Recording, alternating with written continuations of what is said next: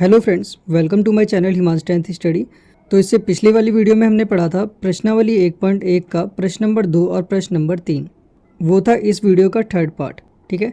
और ये है उसी वीडियो का फोर्थ पार्ट जिसमें हम पढ़ेंगे प्रश्न नंबर 4 और प्रश्न नंबर 5, ठीक है। तो इससे पहले वाला अगर पार्ट ना देखा हो तो उसका लिंक मैं नीचे डिस्क्रिप्शन में दे दूंगा, वहाँ से जाकर आप देख सकते हैं। तो आइए शुरू करते हैं। यहाँ प्रश्न नंबर 4 दिया है हमें, SCF दिया है, ठीक है। इन दोनों नंबरों का अगर हम SCF निकालेंगे तो हमें कितना मिलेगा? 9 मिलेगा, ठीक है। इन दोनों नंबरों का SCF हमें दिया है 9 और LCM हमें ज्ञात करना है। तो इसके लिए एक सूत्र होता है हमारे पास में, दो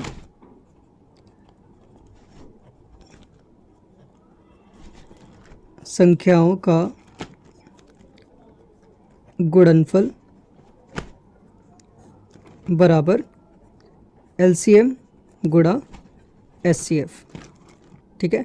जो दो संख्याएं हमें दी होती हैं, जैसे यहाँ पर दिया है 306 और 657, ये दो संख्याएं हैं। इन दोनों संख्याओं का अगर हम SCF निकालेंगे तो 9 आएगा।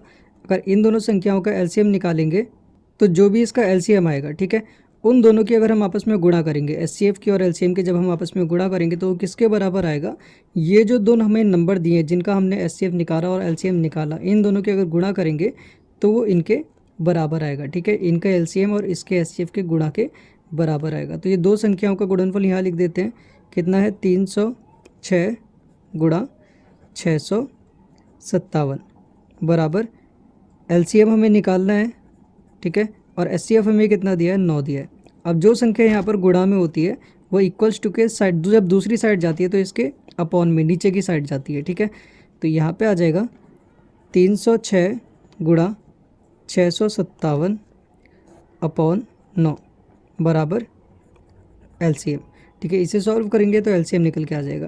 तो ये संख्या और ये संख्या 3 से कट जाएगी तो इसको काट लेते हैं। 3 तिया 9, 3 ही कम 3 और 3 दूनी 6, ठीक है। ये भी 3 से कट जाएगी, 3 ही कम 3 और ये कट जाएगा। 3 तिया 9 और 3 चौक 12।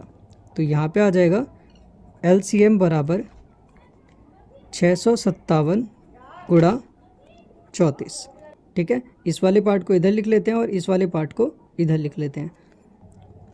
तो यहाँ आ जाएगा LCM बराबर, इन दोनों की यहाँ पर मैंने पहले से गुणा कर लिए, ठीक है। गुणा करके कितना आएगा? ये आ जाएगा 22,338, ठीक है। तो यहाँ पे आ जाएगा 22,338।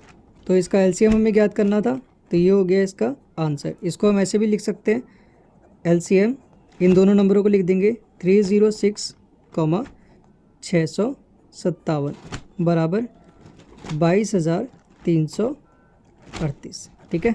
तो ये हो जाएगा इसका आंसर। अब करते हैं इसका अगला क्वेश्चन। पांचवा क्वेश्चन है, जांच कीजिए कि क्या किसी प्राकृतिक संख्या n के लिए संख्या 6 की घात n अंक 0 पर समाप्त हो सकती है।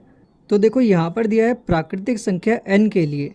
तो प्राकृतिक संख्याएं कौन सी होती हैं? ऐसी संख्याएं जिन्हें हम काउंट कर सकते हैं या फिर जिन्हें हम गिन सकते हैं। जैसे n बराबर 1, 2, 3, 4, 5, 6, 7, ठीक है, डॉट डॉट डॉट ऐसे ये नंबर चलते रहेंगे। ऐसे नंबर हम गिन सकते हैं, मतलब जिन्हें हम काउंट कर सकते हैं। अगर कोई भी चीज़ काउंट करेंगे तो कहाँ से शुरू करते हैं हम?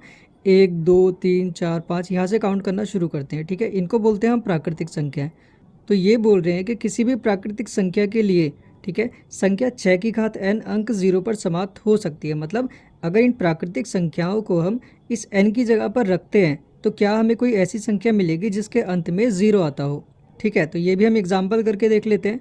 तो यहाँ पे एग्जाम्पल ले लेते हैं हम 6 की घात n पर, ठीक है। n की जगह पे हम क्या करेंगे? ये प्राकृतिक संख्या रखेंगे, क्योंकि यहाँ पे प्राकृतिक संख्या को रखने के लिए कहा गया है, ठीक है।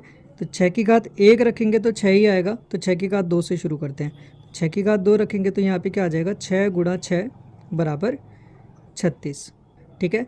अब 6 की घात 3 रखते हैं। तो 6 की घात 3 का मतलब 6 की गुणा 3 बार होगी, ठीक है। 6 की गुणा 3 बार करेंगे तो ये आ जाएगा 216। तो यहाँ पर हमें देखो 2 रखने पर हमें क्या मिला? यहाँ पे मिला हमें 36। मतलब ये अंक कहाँ पर समाप्त हो रहा है? 6 पर समाप्त हो रहा है। यहाँ पे क्या पूछा गया है? क्या कोई संख्या ऐसी मिलेगी जो 0 पर समाप्त हो? लेकिन यहाँ पे अभी हमें कोई ऐसी संख्या नहीं मिली है। यहाँ पे क्या मिला? ये 6 पर समाप्त हो रहा है, ठीक है। और ये वाली भी संख्या कहाँ समाप्त हो रही है? 6 पे समाप्त हो रही है। मतलब ये जो लास्ट वाला नंबर है ये 6 है, ठीक है। ये पूछ रहे हैं कोई 0 आएगा या नहीं आएगा, ठीक है। तो यहाँ पे क्या हो जाएगा, अब 6 की घात 4 लेकर देखते हैं, तो 6 की गुणा 4 बार होगी, तो ये आ जाएगा 4 बार अगर इसकी गुणा करेंगे तो यहाँ पे आ जाएगा 1296। ठीक है, तो इस संख्या के अंत में भी क्या आ रहा है, यहाँ पर 6 आ रहा है, मतलब ये संख्या कहाँ समाप्त हो रही है, 6 पर समाप्त हो रही है। तो यहाँ पर n का मान रखने से हमें इतना तो पता चल गया कि हम इसका मान कितना भी रख लें, ठीक है, अंत में हमें क्या मिलेगा, 6 ही मिलेगा। यहाँ पर 6, यहाँ पर 6, 5 रखेंगे तब भी हमें जो संख्या मिलेगी उसके लास्ट में हमें 6 ही मिलेगा, मतलब 0 हमें नहीं मिलना है। ठीक है, इसका मतलब है कि ऐसी कोई संख्या नहीं होगी जो 0 पर समाप्त होती हो।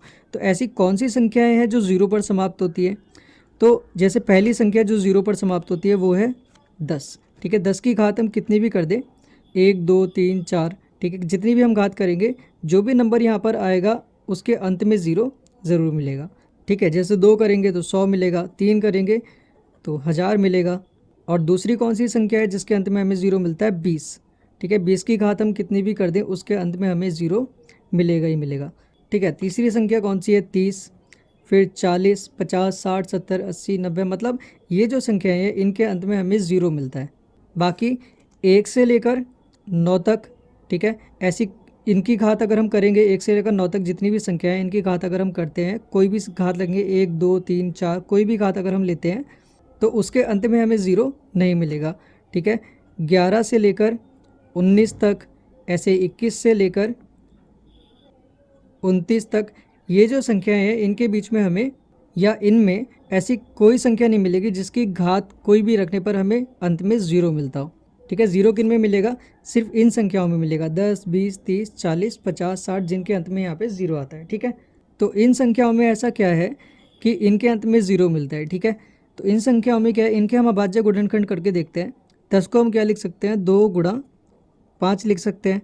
ठीक है, और 20 को हम क्या लिख सकते हैं, 20 को हम लिख सकते हैं 2 गुणा 5 गुणा, ये 10 हो गया और 10 दूनी 20। ठीक है, 30 को क्या लिख सकते हैं, 2 गुणा 5 गुणा 3, 2 पंजे 10 और 10 तिया 30। ठीक है, तो इन तीनों में ऐसा क्या है, इन तीनों में 2 और 5 के अभाज्य गुणनखंड है, मतलब 2 और 5 गुणा में एक साथ हैं। ठीक है, इसमें भी 2 और 5 गुणा में एक साथ हैं और इसमें भी 2 और 5 गुणा में एक साथ हैं।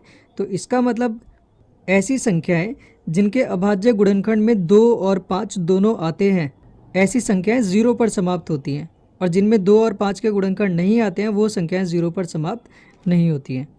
ठीक है, तो यहाँ पे हमें क्या दिया है, 6 की घात 4 दिया है, अगर हम 6 की घात n दिया है, अगर हम 6 के अभाज्य गुणनखंड करेंगे तो हमें क्या मिलेगा, 2 गुणा 3 मिलेगा, तो इसमें 5 नहीं है। ठीक है, 2 तो हमें यहाँ पर दिया हुआ है लेकिन 5 नहीं है, 2 और 5 दोनों होने चाहिए, तब हमें अंत में 0 मिलता है। ठीक है, तो ये वाला पार्ट मैंने यहाँ पर समझाने के लिए किया था। अब इसको हमें कॉपी में लिखना कैसे है ये समझ लेते हैं। तो यहाँ पर इसके आंसर में हम लिख देंगे कि किसी प्राकृतिक संख्या n के लिए संख्या 6 की घात n अंक 0 पर समाप्त हो सकती है यदि 6 की घात n के अभाज्य गुणनखंड में अभाज्य संख्या 2 और 5 के अभाज्य गुणनखंड उपस्थित हो। ठीक है, जैसा कि हमने यहाँ पर समझा था कि जिन संख्याओं के अभाज्य गुणनखंड में 2 और 5 दोनों होते हैं वो संख्याएं 0 पर समाप्त होती हैं। ठीक है, और इनमें से अगर कोई एक भी नहीं होगा या दोनों ही नहीं होंगे वो संख्याएं 0 पर समाप्त नहीं होंगी। ठीक है, तो यहाँ पे हम लिख देंगे परंतु 6 की घात n बराबर, ठीक है, 2 गुणा 3, इसमें अभाज्य गुणनखंड क्या है, 2 और 3 है, इसमें 5 का अभाज्य गुणनखंड नहीं है, अतः 6 की घात n अंक 0 पर समाप्त नहीं होगी। ठीक है, तो ये हो जाएगा इसका आंसर।